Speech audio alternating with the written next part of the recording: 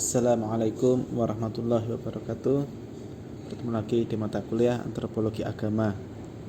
Kali ini kita akan membahas tentang fundamentalisme beragama atau religious fundamentalisme. Nah, jadi di sini kita akan membahas tentang fenomena orang-orang beragama yang benar-benar sangat kuat, sangat fundamental, sangat mengakar gitu ya. Artinya dalam hal ini konteksnya bisa positif, bisa negatif, tapi kita di sini mengkaji secara ilmiah saja, bukan untuk menghakimi bahwa fundamentalisme itu salah atau sebaliknya, tetapi kajian ilmiah secara antropologi untuk mengetahui bagaimana fenomena fundamentalisme beragama. Pertama akan kita awali dulu dengan teorinya Marty and Appleby tentang ciri-ciri fundamentalisme. Ada 10 ya. Ada 10 ciri-ciri fundamentalisme agama menurut Marty and Appleby.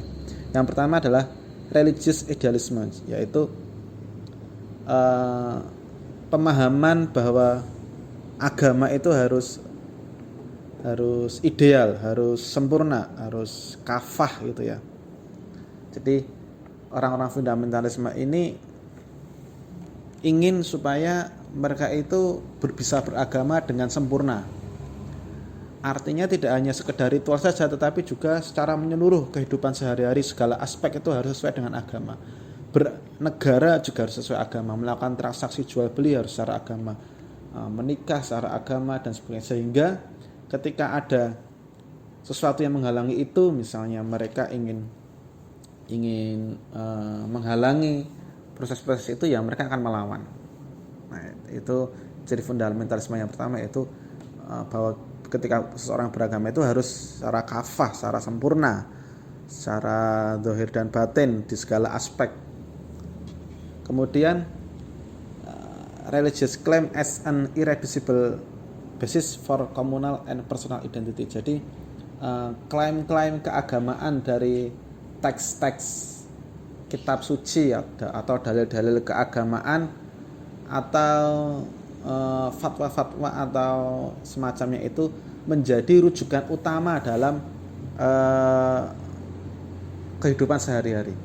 Jadi orang-orang fundamentalisme ini yang mengatakan bahwa teks-teks keagama itu sifatnya itu mutlak, nggak bisa dikalahkan dengan undang-undang dasar atau undang-undang apapun itu, karena teks-teks dari kitab suci atau teks keagamaan ini lebih mengikat menurut mereka daripada hukum positif yang berlaku di manapun dia berada. Nah, kemudian ekstremisme, yaitu ciri fundamentalisme berikutnya, yaitu ekstremisme, yaitu mereka melakukan kekerasan untuk menjalankan atau melakukan atau menyebarkan keyakinannya. Jadi salah satu ciri fundamentalisme berikutnya yaitu ketika seseorang itu melakukan kegiatan syiar keagamaannya dengan cara-cara yang kasar, dengan cara-cara yang merugikan orang lain, itu ekstremisme. Kemudian ciri fundamentalisme berikutnya itu dramatic eschatologis. Jadi bagaimana mereka itu mendramatisir proses atau kehidupan nanti setelah meninggal, di akhirat nanti, bahwa segala sesuatu di dunia ini masalah surga dan neraka. Kalau kamu nggak begini, kamu bakal neraka. Kalau kamu begini, kamu bakal surga. Nah, seperti itu. Sehingga ancaman-ancamannya itu sangat berat. Ketika seseorang beragama kemudian diancam oleh teks kitab suci atau diancam oleh pimpinannya, oleh imamnya, bahwa kalau kamu nggak menuruti ini nanti kamu masuk neraka. Nah, itu bentuk dramatik eskatologis, salah satu ciri-ciri fundamentalisme beragama. Kemudian demonization enemies, yaitu melakukan dehumanisasi ya, atau melakukan demonisasi, sama saja, yaitu ketika bertemu musuh atau punya musuh, punya lawan, dia langsung mengsetan-setankan musuhnya itu, bahwa musuhnya itu bukan manusia, musuhnya itu adalah setan, musuhnya itu iblis, dajjal dan sebagainya. Atau dalam skala yang lebih ringan, misalnya musuhnya itu adalah dia itu komunis, dia itu syiah, dia itu bid'ah, syirik dan sebagainya. Nah, itu adalah demonization enemies. Kalau ada orang yang melakukan seperti itu berarti dia termasuk fundamentalis. Kemudian counter acculturation orientation. Jadi orang-orang fundamentalisme ini berusaha menjaga kemurnian agamanya. Jadi tujuannya yaitu untuk melawan akulturasi. Padahal agama itu kan di mana-mana, misalnya untuk tumbuh di suatu masyarakat, di suatu lingkungan itu melakukan akulturasi budaya setempat supaya diterima dan sebagainya. Nah, orang-orang fundamentalisme ini nggak mau melakukan itu. Jadi dia justru melawan akulturasi itu supaya agama yang dianut itu tetap murni, tidak dicampuri apapun. Kemudian missionary zeal. Jadi mereka itu memang punya misi untuk memperbanyak pengikut, punya misi untuk sebisa mungkin mendominasi populasi mereka di dunia ini, dan dengan cara ya menyebarkan agama mereka. Mereka punya misi-misi khusus untuk datang ke suatu daerah atau mendatangi suatu daerah yang dimana pengikutnya masih lemah atau pengikutnya masih sedikit. Nah, jadi salah satu ciri fundamentalis mereka yaitu memperbanyak kuantitas ya, bukan kualitas. Kemudian crisis mentality. Ciri fundamentalisme berikutnya yaitu mereka itu memandang dunia ini semakin lama itu semakin krisis moral. Semakin lama dunia ini semakin bobrok. Maka mereka memproklamirkan diri bahwa saya harus tampil, saya harus memperbaiki mereka, saya harus mengajak umat manusia untuk hijrah, saya harus membimbing umat manusia, menasihati mereka. Sehingga kita nggak jarang lihat ada orang kok dikit-dikit bikin status, bikin postingan di media sosial, dakwah-dakwah atau nasihat-nasihat dan sebagainya. Nah, itu bagus, tetapi kalau kita melihat itu sebagai perspektif antropologi di mana dia melihat orang-orang itu lingkungannya bobrok dan sebagainya, moral dan sebagainya, sehingga dia mengklaim bahwa dia yang paling baik. Nah, itu salah satu ciri-ciri fundamentalisme beragama juga. Kemudian ciri berikutnya yaitu charismatic atau otoriter leadership. Jadi pemimpin yang charismatik, yang begitu dipuja-puja, begitu dikultuskan dan juga otoriter. Nah, itu juga ciri-ciri fundamentalisme beragama. Jadi ketika ada suatu kelompok agama gitu atau kelompok ormas atau sebagainya yang pemimpinnya itu dikultuskan, apapun perintahnya selalu disetujui, dilaksanakan, sami'na wa ta'na, dan dia juga otoriter, sewenang-wenang dan sebagainya. Nah, itu juga satu ciri-ciri fundamentalisme beragama. Kalau ada menemui seperti itu maka berhati-hati. Termasuk di dalam tarekat-tarekat itu juga pemimpinnya atau mursyidnya itu juga karismatik ya, begitu dikultuskan. Bahkan di Timur Tengah itu tarekat itu menjadi gerakan perlawanan massa, menjadi gerakan militer juga. Itu juga banyak seperti itu. Kemudian state rejection of modernity. Jadi mereka itu secara tegas menolak modernitas. Nah, ini juga sebenarnya ambigu. Karena modernitas apa yang mereka tolak itu juga berbeda-beda. Ada yang mereka tolak itu modernitas dalam konteks sistem sosial, tetapi mereka masih mau mengambil teknologinya. Atau juga ada yang nggak mau, pokoknya nggak mau ngambil teknologi, pokoknya semua harus original sesuai zaman dulu ketika agama mereka datang, seperti itu. Nah, nanti akan dibahas di slide berikutnya. Nah, berikutnya fundamentalisme, tradition, dan modernitas. Jadi menurut Hobsbawm dan Ranger, fundamentalisme ini adalah salah satu contoh invention of tradition. Jadi kan mereka ini tadi ya, mereka itu dengan modernitas itu hubungannya nggak jelas. Nah, maka mereka disebut menemukan tradisi baru karena mereka itu tidak 100% mengikuti modernitas, tidak 100% adaptasi dengan modernitas, tapi juga tidak 100% sesuai dengan zaman dulu. Nah, ini kan kalau secara antropologi kan tradisi itu kan constructed ya, artinya dibangun, dikonstruksi. Maka mereka tidak 100% mempertahankan tradisi yang dulu ketika agama mereka datang, tidak juga 100% mengikuti tradisi modernitas yang baru, tapi mereka menciptakan tradisi yang baru. Artinya mereka memilih-milih apa yang ada di tradisi lama yang baik, dan juga memilih-milih apa yang ada di modernitas yang baik, yang dia menurut dia itu sesuai dengan keinginan dia. Dalam kaidah fikih itu ada kaidah berbunyi al-muhafadzatu 'alal qadimis shalih wal akhdhu bil jadidil aslah. Mempertahankan yang lama yang baik, juga mengambil yang baru yang lebih baik. Nah, ini sebenarnya juga the invention of tradition, mengambil tradisi baru, mengkonstruksi tradisi baru. Nah, masalahnya mempertahankan dan mengambilnya ini tiap golongan juga berbeda-beda. Mana yang menurut mereka harus dipertahankan itu berbeda, dan mana yang harus diambil itu tiap golongan berbeda-beda. Nah, ini juga rentan untuk terjadi konflik. Ini enggak boleh diambil, ini bikinan orang kafir. Yang satu bilang enggak, ini enggak apa-apa, ini tuh enggak ada di agama, boleh. Nah, itu maka Bruce Lawrence mengatakan fundamentalisme itu menerima manfaat dari modernitas tetapi tidak nilai orientasinya. Jadi ya hanya yang menguntungkan mereka saja, tapi tidak mau mengambil nilai-nilai filosofinya. Jadi yang menurut mereka bagus, bermanfaat untuk mereka, teknologinya atau apa ya mereka pakai. Listrik misalnya, dengan listrik orang bisa azan, suaranya bisa kedengeran sampai jauh, maka itu diambil. Tetapi filosofinya bahwa listrik itu nanti adalah menggantikan, atau kekuatannya itu menggantikan kekuatan Tuhan, jadi memberhalakan listrik dan sebagainya, nah itu juga tidak diambil. Nah, sekali lagi bahwa fundamentalisme ini menciptakan tradisi baru yang berbeda pemahamannya tiap kelompok, yang itu rentan untuk terjadi konflik. Karena setiap kelompok dalam Islam sendiri juga mereka berbeda-beda mana tradisi Nabi yang perlu dipertahankan, mana yang tidak.